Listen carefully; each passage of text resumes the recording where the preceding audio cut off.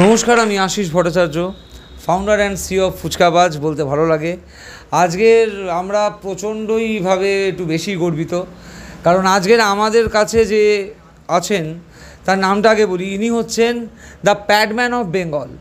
তো ভাই বয়সে আমার থেকে ছোট, আমি ভাই বলেই ডাকলাম। শোভন, একটু জার্নিটা শুনি তোমার থেকে। নমস্কার সকলকে, থ্যাংক ইউ আশিস দাকে আমাকে এই পডকাস্টে ইনভাইট করার জন্য। আমার জার্নি খুব ছোট বয়স থেকে জার্নি, টাইমটাও খুব ছোট। 19 বছর বয়স থেকে জার্নি শুরু করি। Journey in the sense, journey তো বলা যায় না, ভালোবেসে কাজ।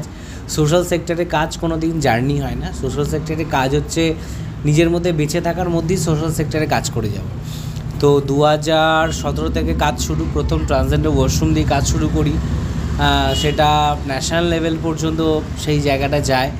তারপরে 2017 ওই অক্টোবর নভেম্বর থেকে আমার কাজ শুরু হয় মেনস্ট্রুয়াল হাইজিন দিয়ে। কলকাতার প্রথম পেয়ার ইউজ টয়লেটে ভেন্ডিং মেশিনের মতো করে প্যাড রাখা, যেখান থেকে মেয়েরা প্যাড পেয়ে যায়। এবং এটা হচ্ছে ভারতবর্ষের প্রথম কনসেপ্ট বা প্রথম মেট্রো সিটি যেখানে ওয়াশরুমের মধ্যে প্যাড রাখা থাকতো। তো এই দিয়ে কাজ শুরু। তারপর আস্তে আস্তে অনেক কাজ শেখা, জানা, মহিলাদেরকে কিভাবে সচেতন করা যায় সেই দিকটাও চেষ্টা করা হয়। এখনও পর্যন্ত 2500-এর ওপর ক্যাম্প করেছি, যেখানে মহিলাদেরকে সচেতন করতে পেরেছি যে তারা কিভাবে তাদের পিরিয়ডসের সময় নিজেদেরকে সুরক্ষিত রাখবে, নিজেদেরকে সচেতন করে আরও 10টা মানুষকে সচেতন করবে। তো এইভাবেই পুরো জার্নি চলছে। তোমাদের মতো মানুষদের সাপোর্ট প্রয়োজন। এখনও পর্যন্ত যারা সাপোর্ট করছে তাদেরকেও কুর্নিশ জানাই, ধন্যবাদ জানাই। আর ভাই বলছিলে ট্রান্সজেন্ডারের কথা, তো মানে আমি তোমায় জানি প্যাডম্যান অফ বেঙ্গল বলে। এই ট্রান্সজেন্ডারের ব্যাপারটা একটু বলো, কোথা থেকে সূত্রপাত? আমাদের কবি কলম নামে একটা ম্যাগাজিন আছে, যে ম্যাগাজিনের টপিক হচ্ছে বিভিন্ন টপিকের ওপর লেখা হয়। কিন্তু 3rd এডিশনে আমাদের একটা টপিক ছিল সমাজে আড়ালে, মানে চেনা তবু অচেনা মানুষ যারা, তাদেরকে রোজ দেখছি কিন্তু তাদের লাইফটাকে কখনো চেনার চেষ্টা করি না। তার মধ্যে বিভিন্ন মানুষ ছিলেন, যেমন সেক্স ওয়ার্কাররা ছিলেন, রিক্সাওয়ালারা ছিলেন, যারা ম্যানহোলের তলায় পাইপে গিয়ে কাজ করেন, তাদের লাইফ নিয়েছিল। তো আমি ট্রান্স কমিউনিটিকে নিয়ে লেখালেখি করি, এবং তখন আমি রিয়েলাইজ করি যে লিখলে কিছু হবে না, কারণ আরও অনেক রকমের বড় বড় সমস্যা রয়েছে যেগুলো হয়তো আমার পক্ষে সমাধান করা সম্ভব নয়। তো আমাকে সমাধান সূত্র কিছু খুঁজতে হবে। তো সেই থেকে বলতে পারো আমার কাজ শুরু। আমার প্রথম কনসেপ্ট নোট নিয়ে আলোচনা শুরু হয় রঞ্জিতা সিনহা, যিনি ট্রান্স কমিউনিটির একজন মুখ বা প্রধান বলা যেতে পারেন, যাকে সবাই মা বলে ডাকে, আমি দিদি বলে ডাকি। তো সেই রঞ্জিতা দিদির সাথে আলাপ আলোচনা যে কিভাবে কি করা যেতে পারে। উনি হয়তো প্রথমে আমাকে বাচ্চা ছেলে ভেবে বলেছিলেন যে তুমি মানে আইডিয়া নিয়ে এসেছো খুব ভালো, কিন্তু তুমি তো বাচ্চা ছেলে, কী করবে, সরকারি কিছু করে উঠতে পারছে না। তখন আমি দিদিকে আশ্বাস দিয়েছিলাম চেষ্টা করব, কিছু না কিছু করার চেষ্টা করব। তো তারপর ত্রিধারা নামে একটা কনসেপ্ট নিয়ে আসি, যেখানে এক্সিস্টিং যে সমস্ত পেয়ার ইউজ টয়লেট আছে সেখানে ত্রিধারা নামে একটা স্টিকার দেওয়া, যেখানে ভিজিবিলিটি ক্রিয়েশনটা খুব ইম্পর্টেন্ট। যে সমাজে মেল ফিমেলের একটা কনসেপ্ট রয়েছে, কিন্তু সেখান থেকে দাঁড়িয়ে ট্রান্স কমিউনিটি বা 3rd জেন্ডার যেটা বলা হচ্ছে, মানে 3rd জেন্ডার কথাটা ভীষণ ইললজিক্যাল কথাবার্তা। কারণ 3rd কী করে এলো, 1st আর 2nd কে আছে সেটা তো কেউ বলে দেয়নি, তো 3rd কেন আসবে? তো LGBTQ সব থেকে বলা বেস্ট। LGBTQ কমিউনিটিকে নিয়ে কাজ শুরু সেই থেকে। এবং ভারতবর্ষের প্রথম ট্রান্সজেন্ডার ওয়াশরুম, যেটা জেন্ডার নিউট্রালও বলা যেতে পারে, বা একই ওয়াশরুমে এক্সিস্টিং ওয়াশরুমেই খুব কম দামে সমস্যার সমাধান করা। তো এই সেভাবেই কাজ শুরু, এবং টাইমস অফ ইন্ডিয়া ফ্রন্ট পেজে এটা কভার হয় অল ওভার ইন্ডিয়া। তো কাজ চলতে 3-4 মাসের মধ্যে আবার মেনস্ট্রুয়াল হাইজিনের আইডিয়াটা মাথায় আসে। আমারই ফিমেল কলিগ, তার হঠাৎ পিরিয়ডস হয় বাসের মধ্যে, সেটা জানতে পারি, এবং আমার আরও বান্ধবীদের সাথে কথা বলি, তারা একই রিয়াকশান দেন যে আমরা যখন বাইরে যাই তখন প্যাড না থাকলে প্রথমে দোকানে যেতে হয় বা বাড়ি ফেরত চলে যেতে হয়, আর যদি প্যাড থাকে ওয়াশরুম খুঁজতে হয়। তো আলটিমেট দেখা যায় ঘুরে ফিরে ওয়াশরুমটা তো ইম্পর্টেন্ট। তো যেহেতু ট্রান্স ওয়াশরুম নিয়ে কাজ করছিলাম, তো ওয়াশরুমে প্যাড রাখা দিয়ে স্টার্ট করলাম আমি প্রথম। তো এবার সেটা ফেসবুকে যায়, এবং একটা ছবি খুব ভাইরাল হয়। তোমরা যদি গুগলে কখনো সার্চ করে দেখবে, আমি আমার মায়ের সাথে বসে প্যাড প্যাকিং করছি, এটা বিশাল ভাইরাল হয়। এবং সেটা অক্ষয় কুমার দেখেন এবং দেখে তার পিআর টিম থেকে আমাকে ফোন করেন এবং প্যাডম্যান অফ বেঙ্গলের উপাধি উনিই দেন। তো এইভাবেই কাজ শুরু, শেখা জানা, এখনও কাজ শিখছি, এখনও কাজ শিখে আরও নতুনভাবে নতুন আইডিয়া মানুষকে সচেতন করার চেষ্টা চালাচ্ছি। ভাই মোটামুটি ভাইয়ের ফার্স্ট স্পিচেই মোটামুটি কভার করে দিয়েছো যতটা যা সম্ভব। আমি ভাইয়ের সাথে আলাপ হওয়ার পর যা বুঝলাম, মানে ভাই পলিটিক্যাল পরিবারের ছেলে নয়, বিশাল কিছু পয়সাওয়ালা ঘরেরও ছেলে নয়। একটা ম্যাগাজিনে জিনিসটা পড়ে সেখান থেকেই থট প্রসেস স্টার্ট। পড়া নয়, নিজের হাতে কবিতা এবং সেই ইনফরমেশনগুলো লেখা। ওকে, তো সেইটা থেকেই শুরু। এই ভাবনাটা তো মানে নিশ্চয়ই এইগুলো হয় না, মানে মানুষের শরীরে ভাইরাসের এফেক্ট তো আর সদ্য করে না, অনেক আগে থেকে ভাইরাস ইনফেক্টেড হলে তবে তার রিয়াকশানগুলো পরে হয়। আমার ছোটোবেলা থেকে আমার মা বাবাকে দেখে, মূলত আমার মাকে দেখে এগুলো শেখা। মানে আমার মা ভীষণভাবে সোশ্যাল সেক্টরে স্ট্রং, মানে মানুষের কীভাবে ভালো করা যায় এটা মায়ের কাছ থেকে শেখা, বাবার কাছ থেকে শেখা। বাবাকে হয়তো অতটা কাছে পেতাম না, কারণ বাবা চাকরি সূত্রে বাইরে থাকতেন। তো আমার 60% 70% শেখা মায়ের কাছ থেকে। আর ভাইয়ের প্রথম প্রকাশে আসো 17-তে কারা কভার করেছিল? Times of India.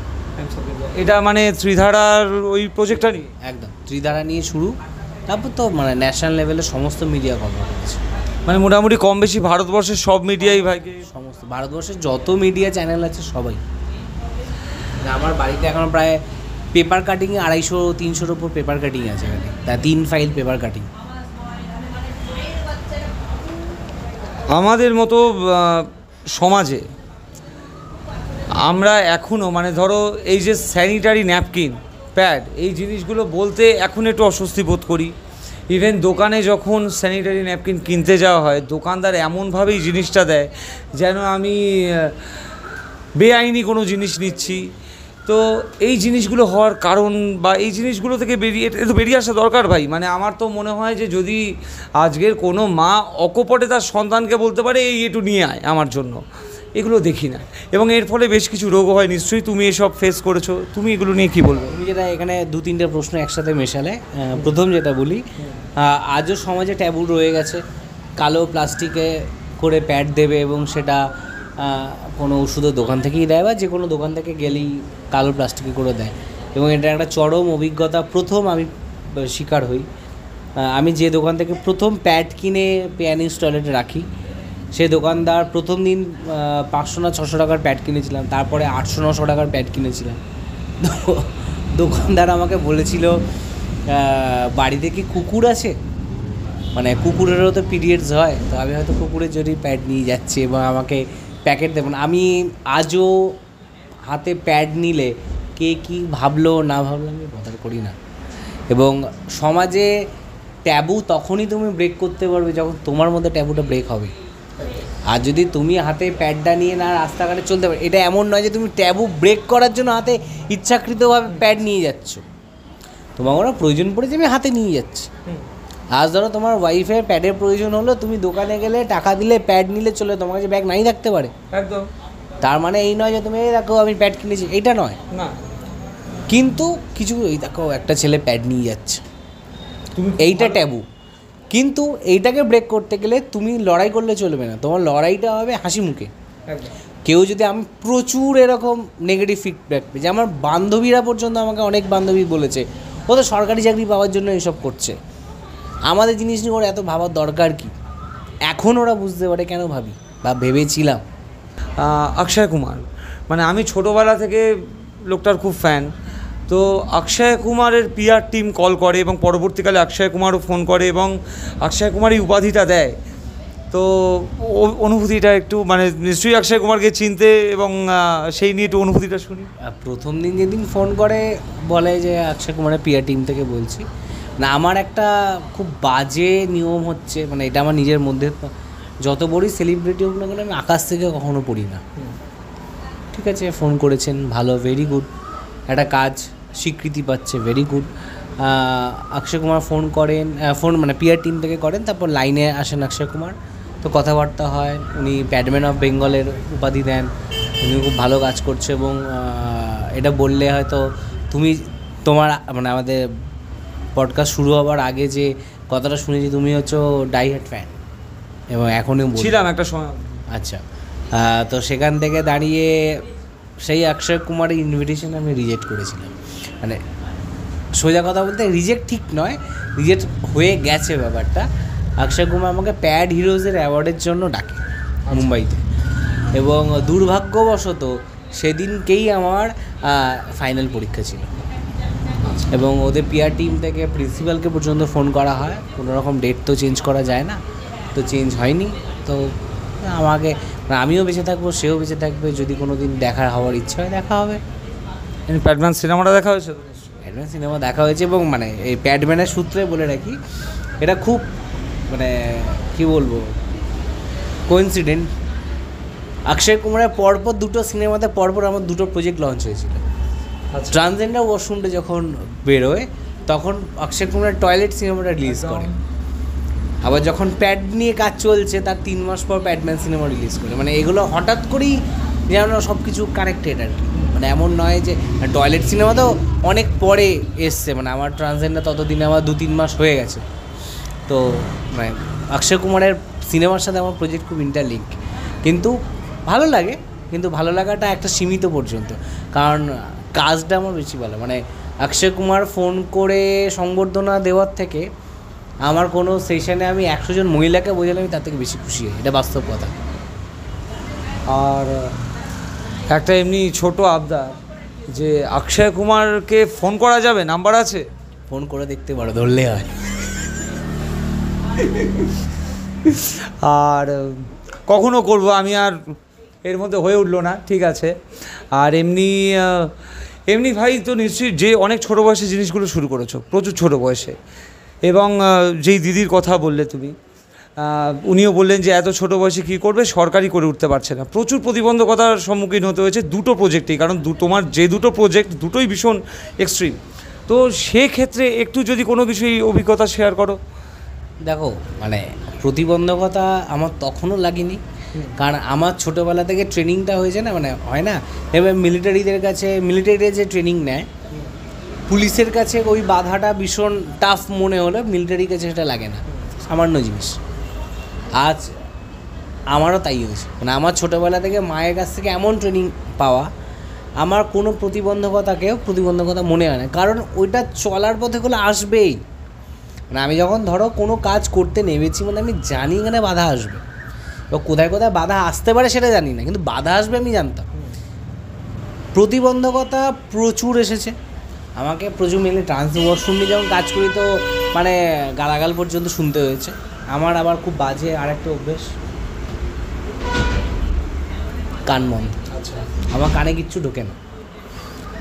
আমি যদি মনে করি আমাকে এই কাজটা করতে হবে এবং এটা আমার সমাজের জন্য ভালো, তাতে যদি সরকারও বদলাতে হয় সেটাও করে ফেলবো। ভাইয়ের কি ভবিষ্যতে পলিটিক্সে যাওয়ার ইচ্ছে আছে? যদি কপালে থাকে। এখন আমাদের কপাল হচ্ছে সব কিছু, লাইফে সব কিছুই যে হতে হবে তার তো কোনো মানে নেই, সব পেলে নষ্ট জীবন, কথা আছে একদম। ভাইয়ের সাথে যখন আমাদের আলোচনা হচ্ছিল, আজকেই আমার সাথে ভাইয়ের প্রথম আলাপ, এবং ভাই কিন্তু যথেষ্ট মানে হেভি ওয়েট ক্যান্ডিডেট। ভাই আমাদের এক ফোনে আসছে, রাজি হয়েছে, তার জন্য আমরা এবং শুনতে ঠিক লাগলো ভোটের মতো। আচ্ছা, আমিও নিউজ লাইনের লোক, তো ওই টার্মগুলোর মুখে চলে আসি। তো এবার তো সত্যিই আমাদের খুব ভালো লাগছে যে ভাই এক ডাকে চলে এসছেন আমাদের এক দোকানে। আমরা যতই ক্যাফে চালাই, দোকানদার তো স্টিল সেই দোকানে এনে একটা মানুষকে বা ভাগ্যের ব্যাপার। এবং থ্যাংক ইউ। আর ভাই, যতদূর আমি শুনলাম তোমার ব্যাপারে, তুমি অনন্য পুরস্কার, যেটা অনন্য সম্মান জি বাংলার পেয়েছো, এছাড়াও আরও জাতীয় পুরস্কার পেয়েছো। একটু পুরস্কারগুলো নিয়ে যদি একটু বলো, ভালো লাগবে শুনতে। ওই আগেই বললাম, পুরস্কার তো আমার মানে মেয়েদেরকে সচেতন করা, কিন্তু যাই হোক টুকটাক যে কটা সম্মাননা জুটেছে তার মধ্যে জাতীয় পুরস্কার প্রথম পাই, ন্যাশনাল অ্যাওয়ার্ড, এটা আমার কাছে বড় পাওনা। তারপর 2018 বোধ হয় মার্চ এপ্রিল নাগাদ। কার হাত থেকে পেয়েছিল? মিনিস্ট্রি সোশ্যাল ওয়েলফেয়ার ডিপার্টমেন্ট থেকে। ওইটা ন্যাশনাল অ্যাওয়ার্ড পাই। তারপর ফিরেই তার 10-15 দিনের মধ্যে জি 24 ঘন্টা অনন্য সম্মান পাই। তারপর আমি সুইজারল্যান্ড থেকে পাই, দিল্লি ইউনিভার্সিটি থেকে পাই। মানে আমার খুব ভাগ্য ভালো, আমাদের মানে যে অ্যাওয়ার্ড আমি পেয়েছি এখন ছাবা সিনেমা নিয়ে সকলের মধ্যে যে উন্মাদনা, তো সেই ছাবা ফ্যামিলিরই স্মৃতি রক্ষার্থে একটা অ্যাওয়ার্ড, মানে আমাদের ছত্রপতি শিবাজির ওয়াইফের নামাঙ্কিত অ্যাওয়ার্ড দিল্লি ইউনিভার্সিটি থেকে আমাকে দেওয়া হয়। এবং আমাকে এটা তুলে দেন হচ্ছেন বোধহয় কর্ণাটকের রাজ্যপাল বোধহয়। মানে এটা তখন ফিজিক্যাল প্রেজেন্টেশন ছিল, কিন্তু কোভিডের আগে বা সামথিং কিছু একটা কারণে সেটা বন্ধ হয়ে যায়। এটা পুরোটা অনলাইনে হয় এবং আমার ফেসবুকে গেলে সে রাজ্যপাল আমার নাম অ্যানাউন্স করছেন, সেই ভিডিওটা পর্যন্ত আছে এবং সেটা আমার গর্বের মুহূর্ত। এছাড়াও আমাদের রাজ্য সরকার থেকে পাই, আমি চাইল্ড রাইটস কমিশন থেকে পাই রাজ্য সরকারের। তারপর আছে আরও মনে 25 কাছে মনে নেই অত। জাতীয় পুরস্কার একটা বিশাল ব্যাপার ভাই, মানে আমাদের কাছে তো অন্তত, এবং অনেক ছোট বয়সেই পেয়েছো জাতীয় পুরস্কার। ভাইয়ের বয়স 29, আমাদের আলোচনা হচ্ছিল 20 বছর বয়সে পাই। 20 বছর বয়সে জাতীয় পুরস্কার, একটু অনুভূতিটা না শুনলেই নয়। এবং বাবা মার প্রতিক্রিয়া? ওই আমার বাড়িতে সবাই নর্মাল, মানে এমন নয় যে জাতীয় পুরস্কার পেয়েছি, এপিপি আনন্দ, জি 24 ঘন্টা, আনন্দবাজারে নাম উঠেছে, ভালো হয়েছে, মাটিতে পাটা থাকলেই হবে। আমি যেদিন এলাম নর্মালি যা হয় মিষ্টি নিয়ে এলাম, আমার বাড়িতে সবাই মিষ্টি খেতে খুব ভালোবাসি, নর্মাল দিনের মধ্যে মিষ্টি খেলাম, আনন্দ করলাম। কি হয়েছে মানে কি হয়েছে আমরা খুব আলোচনা করতাম। মানে ওখানে গেলে তুমি কি দেখলে, কি শিখলে, কি জিনিস তোমার মধ্যে ইমপ্রুভমেন্টের প্রয়োজন আছে, এইগুলো নিয়ে। মানে আমি পুরস্কার কি পেলাম, কি হলো না হলো ম্যাটার করে না। কোনো একটা জায়গায় গেলে, ধরো আজ আমি তোমার এখান থেকে গেলাম, আমার ওয়াইফ প্রিয়াঙ্কা, ওর সাথে কিন্তু আমার আলোচনা হয়। মানে আমি তোমার এখান থেকে কি শিখলাম, আরও নিজের মধ্যে কি চেঞ্জেস প্রয়োজন আছে, তোমার লাইফে যে একটা স্ট্রাগল পিরিয়ড গেছে সেইটা নিয়ে আলোচনা। তো এইগুলো হচ্ছে, এই আলোচনাটা আমার বাড়িতে খুব হয় এবং সেটা মা থাকাকালীন হতো। এবং এই আলোচনার জন্যই আমার পলিটিক্সটা এত পছন্দের, কারণ আমার মা ভীষণভাবে পলিটিক্স নিয়ে আলোচনা করতেন এবং আমার মা পলিটিক্যাল সায়েন্সের স্টুডেন্ট ছিলেন। এবং আমার মায়ের ঝরঝরে করে মুখস্থ থাকতো কোন রাজ্যে কী পলিটিক্সের নিউজ চলছে। আর আমার বাড়িতে স্টিল না এখনও পর্যন্ত খবরের চ্যানেলই চলে। আমাদের যখন মানে আজকের আলাপ হলো প্রথমে, ভাই ওই ব্রহ্মা জানেন গোপন কর্মটির ব্যাপারে বলছিলেন, সেই সময় রীতাভরির সাথে আলাপ তো, এবং এটা কোনো প্রি প্ল্যান ছিল না, হুট করে কোনো একটা একটু বলো না ঘটনা। আনন্দবাজার থেকে ফোন করে, আনন্দবাজার ছিল বোধহয় অফিসিয়াল পার্টনার, ব্রহ্মা জানেন গোপন কর্মে পিআর পার্টনার ছিল বোধহয়। তো প্রেসিডেন্সি ইউনিভার্সিটিতে একটা প্রোগ্রাম হয়, তো তখন আমি যাই। আমার সেদিনকে পায়ে মানে সমস্যা হয়, একটা অ্যাক্সিডেন্ট হয় আমার পায়ে, তো সেই অবস্থায় কষ্ট করে যাওয়া। তো আমার পাশের সিটেই বসেছিলেন রীতাভরি চক্রবর্তী, চক্রবর্তী রীতাভরি দি বলে ডাকি। তো দিদি পুরো স্টোরিটা শোনে এবং অন ক্যামেরা এটাই বলছি, অনেক সেলিব্রিটির সাথে আমার আলাপ হয়, অনেকে আশ্বাস দেয় হেল্প করার। আমিও ভেবেছিলাম রীতাভরি দি আশ্বাসটাই দিচ্ছেন হেল্প করার। আমার কাছে সেই উন্মাদনা কখনোই ছিল না যে বলেছেন খুব ভালো, হয়তো ফোন করলে সেকেন্ড টাইম পাত্তাও দেবেন না। কিন্তু 1 সপ্তাহের মধ্যে রীতাভরি দি ফোন করেছিলেন এবং আমাকে ডাকে, মিটিং হয়। এবং যদি তুমি কখনও পুরনো প্রোফাইল চেক করো, দেখবে যে ডেটে রীতাভরি দির সাথে আমার একটা ফেসবুক লাইভ হয়, ওই দিনই রীতাভরি দি ফোন করে আমাকে ডাকে এবং আমাদের ঠিক হয় কলকাতার 100টা পেয়ার নিউজ টয়লেটে ভেন্ডিং মেশিন বসানো হবে। তো প্রথমে কথা মতো 70টা বসানো হয় এবং ওই মানুষটি কিন্তু নিঃস্বার্থভাবে ভালোবেসে আমাকে হেল্পটা করেছিলেন এবং সত্যি বলছি মানুষের জন্য ভেবে করেছিলেন। তুমি যখন শুরু করেছিলে তখন এই ফান্ডিং কোথা থেকে আসতো মেনলি? তখন ফান্ডিং আমার ছিলই না, আমার নিজের পকেট মানি ছিল। আর প্যাডটা মূলত পাঠাতেন হচ্ছে আমাকে বিনোদ ভাইয়া বলে একজন আছেন, উনি ব্যাঙ্গালোরের বাসিন্দা, উনি পেশাগতভাবে একজন ইঞ্জিনিয়ার, তো উনি আমাকে এটা পাঠান। 10 বছর আগে মোটামুটি যাত্রা শুরু, তখন সমাজ একরকম ছিল, এই 10 বছরে অনেক চেঞ্জ হয়েছে, বিশেষ করে কোভিড আসার পর একদম সব কিছু তোলপাড় করে দিয়েছে। তখনকার আর এখনকার তফাৎ কী দেখছো ভাই, ফার্স্ট প্রশ্ন। এবং দ্বিতীয় হচ্ছে, যে ইনিশিয়েটিভ নিয়ে নেবেছিলে, এবং আমার স্থির বিশ্বাস তুমি সেই মানুষ, নিজের সারা জীবন চালিয়েও যাবে যেভাবেই হোক। তো তুমি কি দেখছো, উন্নতিটা কতটা, মানুষের মধ্যে কতটা অ্যাওয়ারনেস এসছে এই জিনিসগুলো?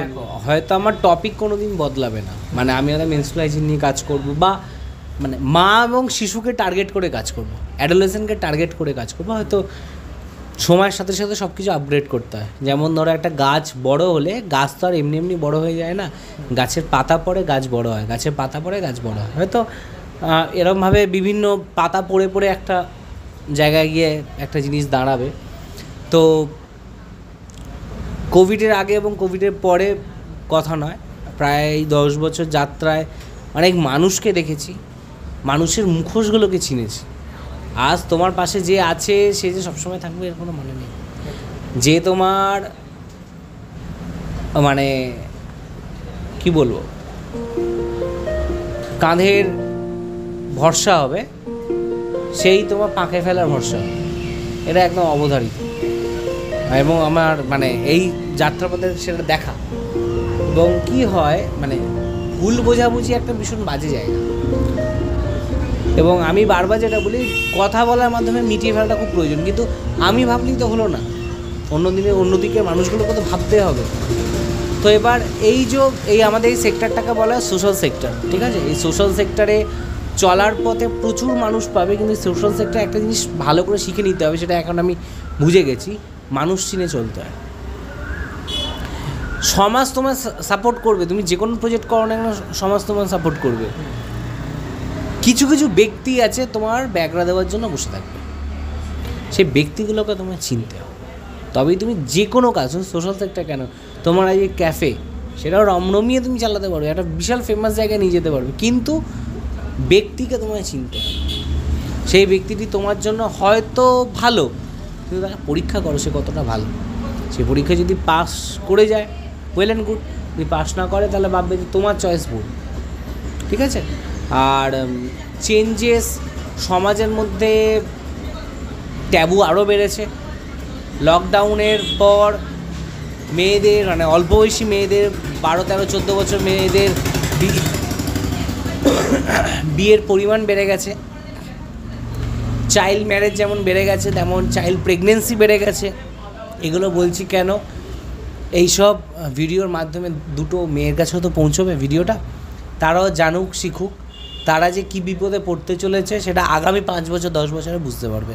তো চেঞ্জেস এটাই সমাজের এসছে। সমাজ আরও কুসংস্কারে আচ্ছন্ন হচ্ছে, অশিক্ষার অন্ধকারে আচ্ছন্ন হচ্ছে।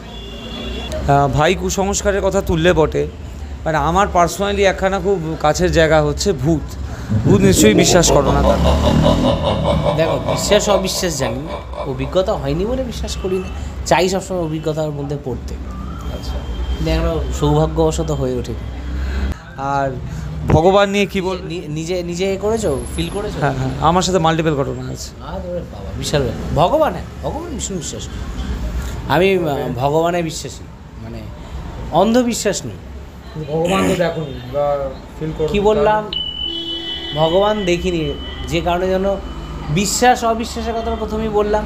আমি ভূত দেখিনি, বিশ্বাস করি না এমন নয়, দেখিনি। ভূত নিয়ে মানুষের মধ্যে একটা মিসকনসেপশন আছে, ভগবানকে নিয়ে নেই। কিন্তু ভগবানকে দেখলে লোক হাত জোড় করে, ভূতকে দেখলে লোক ভয় পায়, তাই তো? সত্যিকার ভগবান যদি সামনাসামনি এসে দাঁড়ায়, ধরো ওই রূপেই, কোনো দিন ভূতও তো সামনাসামনি এসে দাঁড়ায় না, ভূতের অনুভূতি হয়। ভগবানের ভূত দেখার কেস যেগুলো আছে, কি বললাম, সেটা তো তুমি কি প্রমাণ করা, ক্যামেরা দেখাতে পারবে কখনো? এরকম কিছু ভিডিও আছে, মানে তোমার সামনে ভূত দাঁড়িয়ে আছে, আমি একটা ছবি দেখাবো এখানে, হ্যাঁ। আমি অন ক্যামেরাই বলছি, এটা থাকবে পডকাস্টে। গত 2023 নভেম্বর মাসে আমরা নীলকুঠি গেছিলাম। তো নীলকুঠিতে আমরা 4 বন্ধু, রাত্রির আমার ভাই ছিল আর 2জন ছিল। তো রাত্রি 3টের সময় ভাই ঘুমিয়েই পড়েছিল, ছোটো করেই বলছি। তো আমার একটু এসব নিয়ে খুব ইচ্ছে আর কি। তো আমার হঠাৎ খেয়াল আসে যে একটু নীলকুঠি যাব রাজবাড়িটায়। তো শুনে যে বাকি যে দুজন তারা পাগল নাকি রাতের বেলা নীলকুঠি। আর মঙ্গলগঞ্জে আমি যে জায়গার কথা বলছি সেই জায়গায় কোনো আলো নেই, মানে ধরো আমরা যেই মানে 1 কিলোমিটার রাস্তা, এই 1 কিলোমিটারের মধ্যে কেউ যদি চিৎকার করে, কেউ কাউকে খুন করে, কেউ আসবে না, এই চিৎকার কারুর কানে যাবে না, কেউ নেই। তো এরকম একটা জায়গায় আমরা মোটামুটি রাতের বেলায় যাই, গিয়ে 45 মিনিট মতো ছিলাম আমরা। তো ভয় হওয়াটাকে আমি ভূত দেখার সাথে কানেক্ট করবো না, কারণ সেটা সাইকোলজিক্যাল। আমাদের এক বন্ধু এক ছবি তোলে, তো সেই ছবিটা এসেছিল, আমি ছবিটা এখানেও আসবে, আর আমি আমাদের পডকাস্টের শেষে তোমাকেও দেখাবো। তো এইটা একটা ঘটনা, ছবি এসছে বেশ কিছু। ভগবান, আগেই বললাম ভগবানের অন্ধবিশ্বাস নয়, বা ওই একদম ঠাকুর ঠাকুর ঠাকুর ঠাকুর ডাকা নয়। ভগবান আমার কাছে মনের জোর, সোজা কথা।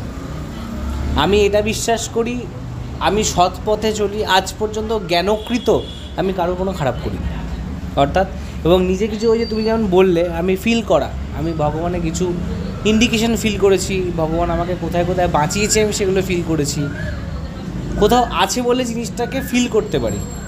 এবং আমার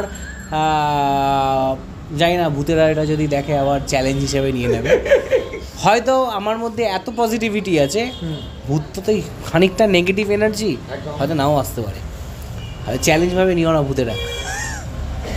কেন আমার এরকম একবার হয়েছে, তখন আমি 7-8-এ পড়ি, আমার আমি সাইকেল চালাতাম, এবং cycle well and good maintain cycle যাকে বলে, চেন পড়ার কথা না, একটা বাঁক থেকে গিয়ে জাস্ট ঘুরিয়েছি, হঠাৎ করে চেনটা খুলে পড়ে গেল।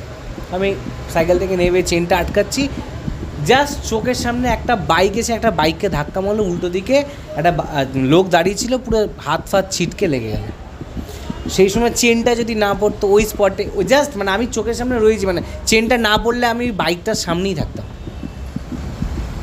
আমি কিন্তু ভগবান চোখে দেখিনি, চেনটা তো পড়েছে, ওটা আমার কাছে ভগবান। এরকম অজস্র ঘটনা আছে, অজস্র, মানে বলে বোঝাতে পারবো না। ছোটোবেলা থেকে আমি ভগবানের বিশ্বাসী, মানে ওই একই কথা বললাম, আমাকে ভালো রাখার জন্য ধন্যবাদ, এইটুকুনিই বলি। সেটা যদি আমাকে ভূতও করে ভালো রাখার জন্য ভূতকে ধন্যবাদ। আর আমার কাছে ভগবান মানে পজিটিভ এনার্জি, আর ভূত মানে নেগেটিভ এনার্জি। আচ্ছা, তোমার সিনেমা দেখা হয়? খুব দেখি, আবার যখন দেখতে সময় পাই না তো একদমই দেখা হয় না। লাস্ট সিনেমা কি দেখা? মিসেস, মানে এই রিসেন্ট যে একটা ওয়েব সিরিজ বেরোলো না, আচ্ছা আচ্ছা, ওইটা মানে ভালোই দেখা হয় টুকটাক মোটামুটি। মানে আমার সব কটা ওটিটি প্ল্যাটফর্ম রয়েছে, মানে আমাকে এতটা ট্রাভেল করতে হয়, ট্রাভেল টাইমটা আমি তো সিনেমাতে কি কাটাই। কিছু প্রিয় চরিত্র বা সিনেমা? দেখ, একটা সময় পর্যন্ত তোমার যেমন অক্ষয় কুমার, আমার তেমন প্রসেনজিৎ চট্টোপাধ্যায়। প্রসেনজিৎ হচ্ছে আমার কাছে ভগবান, এখনও বলি ভগবান, কিন্তু একটু ভগবানের লেভেলটা একটু কমেছে। একটা সময় হাঁ করে গিলতাম সিনেমা, এখন বাংলা সিনেমায় সেইভাবে হিরো খুব একটা নেই। লাস্ট যেটা মিঠুন চক্রবর্তীর সিনেমা যেটা বেরোলো, নামটা ঠিক মনে করতে পারছি না, না মিঠুন চক্রবর্তী ছিল, শুভশ্রী ছিল, রাজ চক্রবর্তী সিনেমা, রিসেন্ট যে সিনেমাটা বাবা মাকে নিয়ে, তো ওই সিনেমাটা লাস্ট দেখা হলে গিয়ে। ছাবা দেখতে যাব, সময় পাচ্ছি না একদমই, মানে ছাবা দেখবো করে পাগল হয়ে যাচ্ছি, দেখতে পাচ্ছি না, মানে সময় নেই হাতে। প্রিয়াঙ্কা আমার ওয়াইফ, সেও বলছে তুমি সময় পাও না, আর দেখতে যাবো কবে, সিনেমা হল থেকে উঠে গেলে ওটিটিতে দিয়ে দেবো, ওখানে বসে দেখতে হবে। আর পছন্দের অভিনেতা? পছন্দের অভিনেতা হচ্ছে নওয়াজুদ্দিন সিদ্দিকী হিন্দির মধ্যে। আমির খান আছে কিছু কিছু সিলেক্টিভ সিনেমার জন্য। শাহরুখ খান তো আছেই, মানে শাহরুখ খানের অ্যাকশন ফিল্মটা আমার ঠিক আছে, উৎসকে, কিন্তু ওই বয়সে এসে ওইটার জন্য আমি খুব সম্মান জানাই, মানে ওই বয়সে এসে এই অ্যাকশনটাকে তুলে ধরা, তার জন্য আমি স্যালুট জানাই। মানে নিজের স্টারডামকে কীভাবে ধরে রাখতে হয় শাহরুখ খান জানে। আর হিরোইন? আছে, অনেক আছে, অনেক। বাড়িতে গিয়ে সমস্যা হতে পারে? না না না, বাড়িতে গিয়ে কোনো সমস্যা, বাংলা হিরোই তো ঋতাপরি চক্রবর্তী। আর এমনি হলিউডের সিনেমা দেখা হয় না সেভাবে? আমি ছোট ভাই হিসাবে বলবো মার্ভেলটা দেখো কখনো, ভালো লাগবে মার্ভেলের সিনেমা লাইফ দেখে ভালো লাগবে, কারণ তুমি মুভি লাভার যা বুঝছি আমি। আমি আমি বিশেষ করে ভারতীয় সিনেমার উপর একটু বেশি ফেথ রাখি। আরে দেখুক না, সবাই দেখুন না, ভারতীয় সিনেমাটা কেউ দেখার মতো থাকুক। প্রচুর সিনেমা আছে, অজস্র সিনেমা আছে, ওগুলো দেখতে দেখতে খাটে ওঠার টাইম হয়ে যাবে। আর ভাইকে যদি বলি ফেভারিট হবিস কী কী ছিল বা এখনও কী কী আছে? এটা খুব চাপের। আমি আমার হবিটাই আমি আমার প্রফেশন। স্মার্ট আনসার একদম। বা এমনি স্টিল মানে কাজের ফাঁকে অবসর সময় ছবি তুলতে ভালো লাগে, ঘুমোতে ভালো লাগে সময় পেলে, কিছু কিছু সময় নিজেকে ভালোবাসতে ভালো লাগে। সবাইকে তো ভালোবাসি, কিন্তু নিজেকে ভালোবাসা হয়ে ওঠে না। কিন্তু বাড়ির সবাই জানে আমি নিজেকে আগে প্রচণ্ড ভালোবাসি, কিন্তু কিছু সময় পেলে আগে নিজেকে ভালোবাসি, নিজের ভালো লাগাগুলোকে আরও ইনহ্যান্স করি আর কি। এবং সে নিজের ভালো লাগার মধ্যে এটা হতে পারে কারোর সাথে কথা না বলে সিনেমা দেখা, কারোর সাথে কথা না বলে বই পড়া বা পেপার পড়া। আমি পেপার পড়তে ভালোবাসি, বা পলিটিক্স নিয়ে আলোচনা করতে ভালোবাসি, বিশেষ করে পলিটিক্যাল নিউজ দেখতে ভালোবাসি, কোন নেতার কোথায় কী খামতি আছে সেটা ধরতে ভালোবাসি, কাকে কোথায় কী ভুলভাল কথা বলছে সেগুলোকে ধরতে খুব ভালো লাগে, কোনো পার্লামেন্টে দাঁড়িয়ে খুব ভালো বক্তব্য রেখেছে সেগুলোকে শুনতে ভালো লাগে। ইএনবিসি খুব একটা ভালো লাগে না, এবং গাছ ভীষণ ভালোবাসি। আর ভাইকে যদি বলি যে মানে ভবিষ্যতের সংকল্প কী এই জিনিসগুলো নিয়ে? কোনো সংকল্প সেভাবে কোনো আজটা বেঁচে আছি, কাল থাকবো কিনা তার কোনো গ্যারেন্টি আছে? আমার মা একটা কথা বলতেন, আমার মা 2021 সালে মারা যান। আমার মা বলতেন কাল বাঁচবো কিনা তার কোনো ঠিক ঠিকানা নেই, আজ আমি হাসবো না কেন। তো অর্থাৎ মায়ের কথা মতে কাল আমার সাথে কী হবে তো জানি না, হাজারটা প্ল্যান, তখন আমার আত্মা যেতে চাইবে না। আমি আজকে রয়েছি, আজকের প্ল্যান আমার সাকসেসফুল, বাড়িতে যাব, ছেলে বউয়ের সাথে গল্প করবো, বাবার সাথে গল্প করবো, আজকের দিন শেষ, কাল সকালে উঠে প্ল্যান করবো কালকে কী হবে। কোথায় যেতে হবে লেখা রয়েছে, সেখানে গিয়ে কী হবে আমি জানি না। অর্থাৎ আশা নিয়ে থাকলে মরে গেলে আত্মা শান্তি পাবে না, ঘুরে বেড়াবে কাজ করার জন্য দরকার। আর গান শোনা হয় নিশ্চয়ই? কম। তাও পছন্দের গায়ক? অরিজিৎ সিং। খুব ভালো সাউন্ড, মানে মিষ্টি সাউন্ড। শ্রেয়া ঘোষাল আছে, শ্রেয়া ঘোষাল তো অরিজিৎ সিংয়েরটা বেশি শুনি। একটা সময় প্রচুর ব্রেকআপ হতো তো। ভাই মোটামুটি 29খানা পছন্দ দেখেছো, আজ অবধি তোমার যাবতীয় যা স্মৃতি, এই স্মৃতি সব থাকবে, কিছু চেঞ্জ হবে না। ধরো এমন একটা সুযোগ পেলে জীবনটা আবার কোনো একটা সাডেন পয়েন্ট অফ টাইম থেকে শুরু করতে পারবে, এই সুযোগটা কি অ্যাভেল করবে? এটা দেখতে হবে সব কিছু বিচার বিবেচনা করে।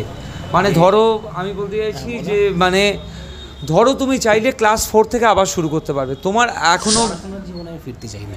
পড়াশোনার জীবনে ফিরতে চাই না মানে পাশে যাওয়ার আর ইচ্ছে না, দেখো পড়াশোনার জীবনে ফিরতে চাই না এটা বলা ভুল, এই এডুকেশন সিস্টেমটা ফিরতে চাই না।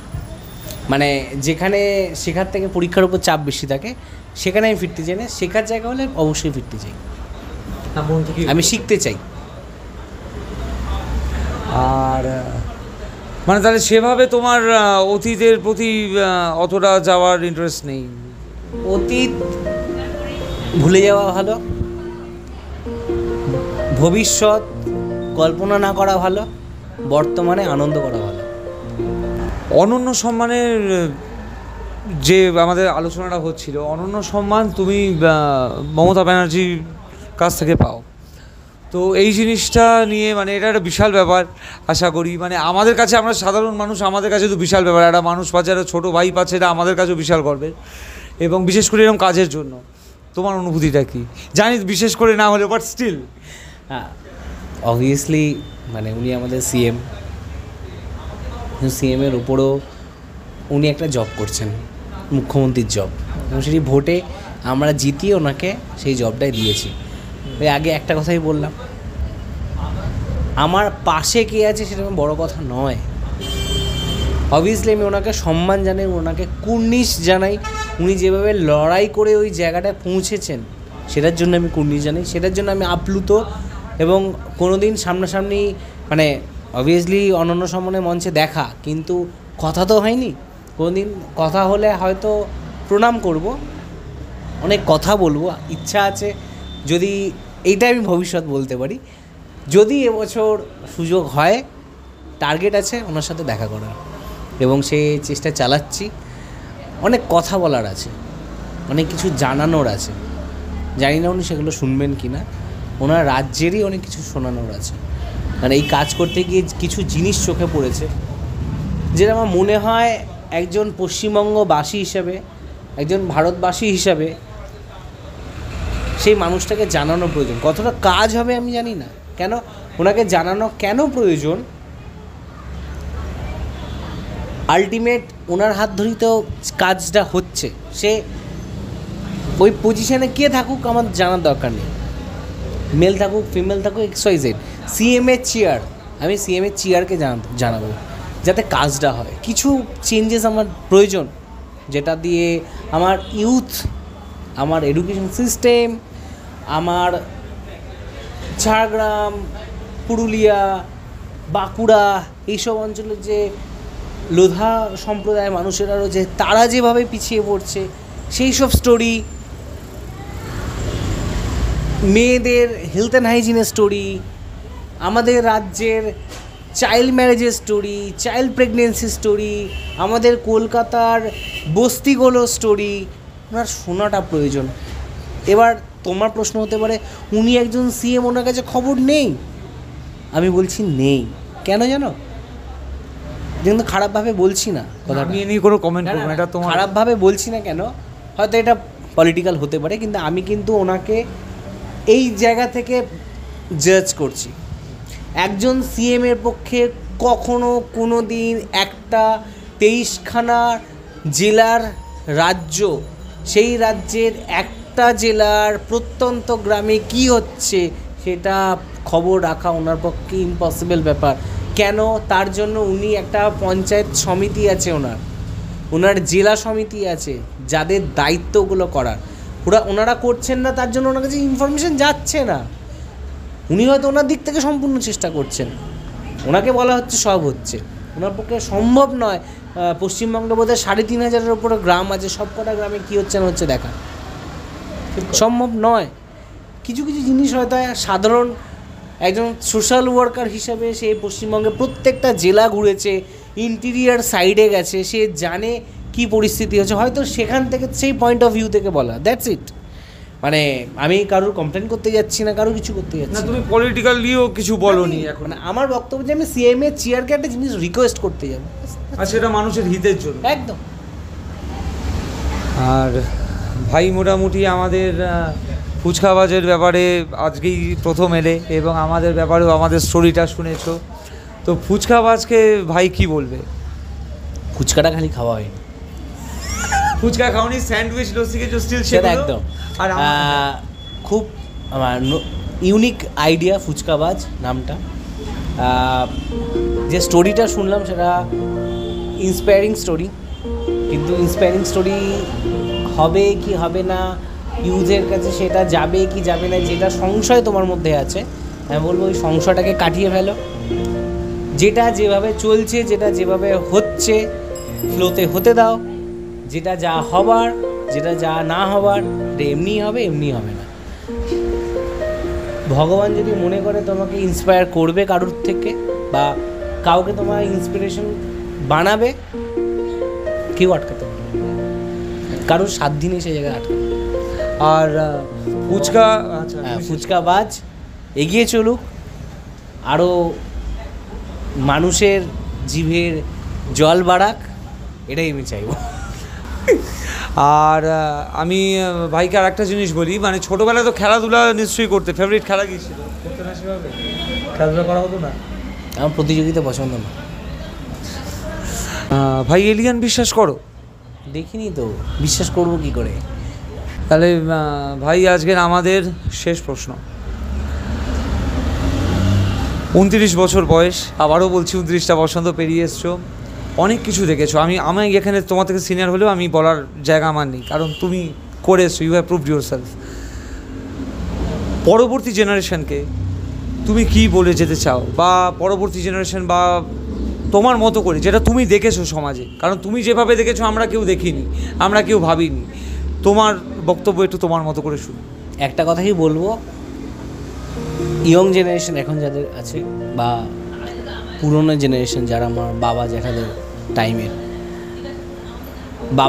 টাইমের একটা কথা বলি, সমাজ অনেক রকমভাবে বদলে গেছে, সেই বদলানোটাকে অ্যাকসেপ্ট করাটা খুব উচিত, প্রয়োজন, আদারওয়াইজ বাঁচা যায় না। আর সেকেন্ড প্রজন্মকে একটা কথাই বলবো, বদলটা ঘটেছে ঠিকই, বদলামোটা অতিরিক্ত না করে সীমিত রাখাটা খুব উচিত, কারণ সেটাও নেওয়া যায় না। আর যদি সমাজের ভালোর কথা যদি বলি, একজন দুজন নয়, একজন প্যাডম্যান দিয়ে কিচ্ছু হবে না, প্রতিটা জেলায় প্যাডম্যানের প্রয়োজন আছে। ভারতবর্ষের প্রত্যেকটা মানুষ বা প্রত্যেকটা ছেলেকে প্যাডম্যান হতে হবে, সেটা তার বউয়ের কাছে প্যাডম্যান হতে হবে, বোনের কাছে প্যাডম্যান হতে হবে, মেয়ের কাছে প্যাডম্যান হতে হবে। একজন প্যাডম্যান দিয়ে কখনো সম্ভব নয়, প্রত্যেকটা জেলায় প্যাডম্যান হতে হবে, ভারতবর্ষের প্রত্যেকটা মানুষকে প্যাডম্যান হতে হবে, প্রতিটা ছেলে বলতে তার ভাইকে প্যাডম্যান হতে হবে, প্রতিটা বরের হাজব্যান্ডকে মানে বউয়ের হাজব্যান্ডকে প্যাডম্যান হতে হবে, প্রত্যেকটা সন্তানের কন্যা সন্তানের বাবাকে প্যাডম্যান হতে হবে।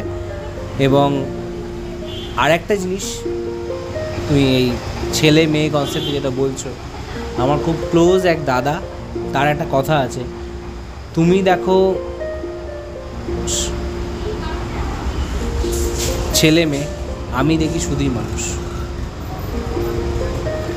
তো আমিও তাই, মানুষটাকে নিয়ে আমি এগোনোর চেষ্টা করি, নারী পুরুষ ভেদাভেদ নয়।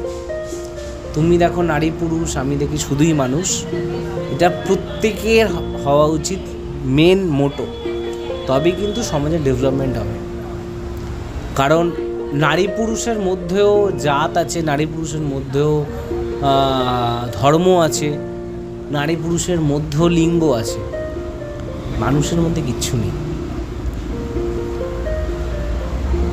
আর ভাই অলরেডি মানুষ নিয়ে বলেই দিলে, আমার একখানা এমনি পার্সোনালি আমার মনে হলো, আমি যেই জন্য এই প্রশ্নটা লাস্টে রাখছি, যে ট্রান্সজেন্ডার যারা আছে, আমরা তো খুব খারাপ নামেও তাদের বলে থাকি অনেকে, তো এই জিনিসগুলো তো ঠিক নয়। বাট আমায় একটা জিনিস বলো ভাই, আজকাল মানে আমি কারোর এগেনস্টে না, কখনোই নয়, মানে বাট স্টিল জিনিসটা দেখছি বলে এরকম একটা এপিসোডে যদি কথাটা আমি না বলি, কোথাও একটু অসমাপ্ত থেকে যাবে, সেই কারণে আমার কথাটা বলা।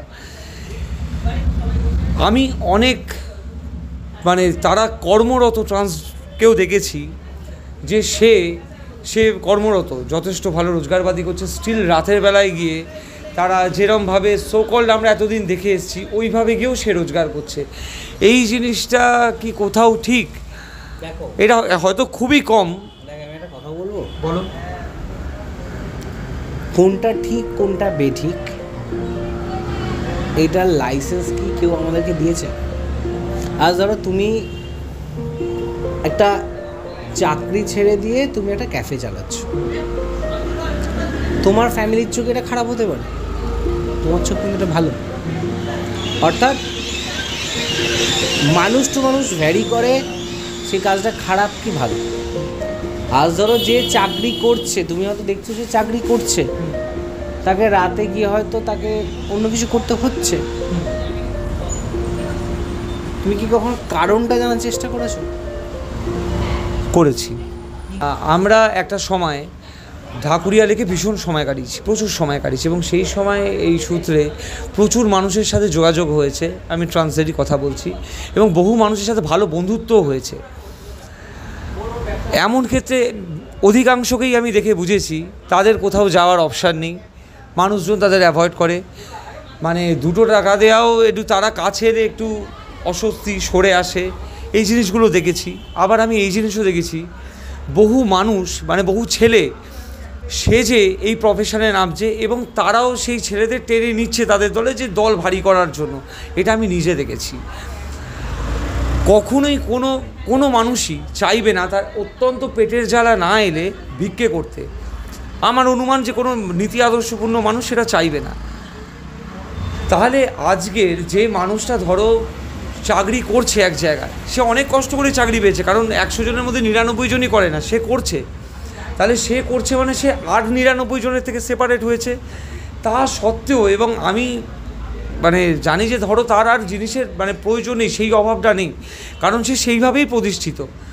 তারপরেও সে যদি ওই জায়গাটায় যায়, সেই মানুষগুলো যারা ধরো তাদের সকল একটু অসম্মান করে বা জিনিসটা ভালোভাবে নেয় না, তারা কিভাবে নিজেদের মেন্টালিটি চেঞ্জ করবে যদি এই রকম একটা মানুষকে তারা দেখে সে দিনে সারা দিন ধরে সেটা সম্মানজনক কাজ করছে, আবার রাতের বেলা ব্যাক টু তার সেই যে পুরনো পেশা, এটা তাদের সাধারণ মানুষ কীভাবে সম্মান করবে? দেখো, একটা জিনিস মনে রাখবে, এই ক্ষেত্রে দাঁড়িয়ে তার যদি নিজের সম্মান না থাকে, তুমি তাকে জোর করে সম্মান দিতে পারবে না। একদম বাস্তব ব্যাপার। সে যদি, তুমি যদি জানো যে সকালবেলা সে ভালো চাকরি করছে, বিকালবেলা সে ভিক্ষাবৃত্তির সাথে যুক্ত থাকছে, তো দুটো রিজন আছে। এক, সে যা মাইনে পাচ্ছে সেটা তার সাফিসিয়েন্ট নয়, সে যা মাইনে পাচ্ছে এত খরচ তার, সেটা তার সাফিসিয়েন্ট নয়। তিনটে হয় কিন্তু, এক, সংসারের বহন, নিজের বহন, অভ্যেস, তিনটের মধ্যে যে কোনো একটা হবেই। তুমি এমন উপার্জন করছো যেখানে তোমার সংসার চলছে না, তার জন্য তোমাকে সেকেন্ড অপশান চুজ করতে হচ্ছে। তুমি এমন উপার্জন করছো যেখানে তোমার সংসার চললো, তোমার এত বাড়তি খরচ, তার জন্য তোমাকে সেকেন্ড অপশান চুজ করতে হচ্ছে। থার্ড, তোমার সব কিছু মেনটেন হচ্ছে, তুমি তোমার অভ্যেস ছাড়তে পারছো না, 3 নম্বর অপশান। কিন্তু এই সবটাই কিন্তু তার ব্যক্তিগত। তোমার যদি তাকে না ভালো লাগে, তাকে তার মতো ছেড়ে দাও, সে তার মতো করে ভালো থাকুক না।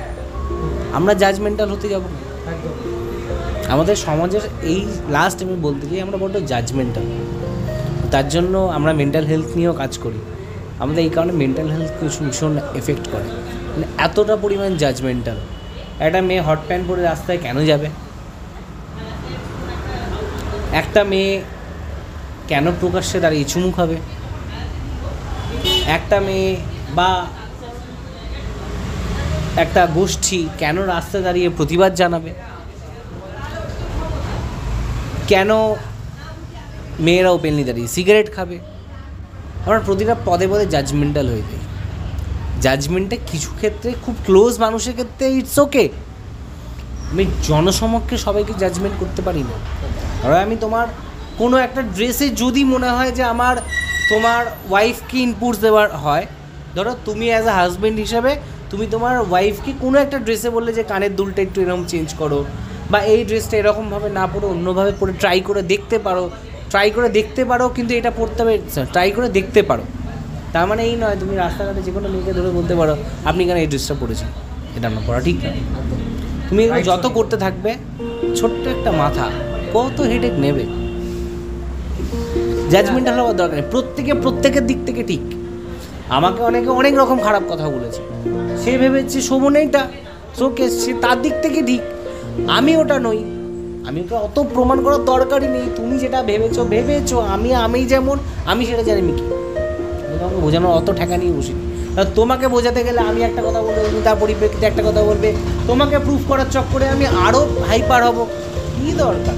তোমার আমাকে পোষাচ্ছে না, তুমি সরে যাও। আমার তোমায় ভালো লাগছে না, সরে যাচ্ছি, সোজা কথা। আমি আমার মতো করে ভালো থাকি, তোমার মতো করে ভালো থাকি। থ্যাংক ইউ শোভন, খুব ভালো আলোচনা হলো আমাদের। আর আশা করি এমন কিছু কথা উঠে আসেনি যেটা আমাদের কাউকেই কোনোভাবে ডিসার্টেন করবে। তো আজকের পডকাস্ট এই পর্যন্তই রইল। দেখা হচ্ছে পরবর্তী এপিসোডে অন্য কারোর সাথে। Till then, by.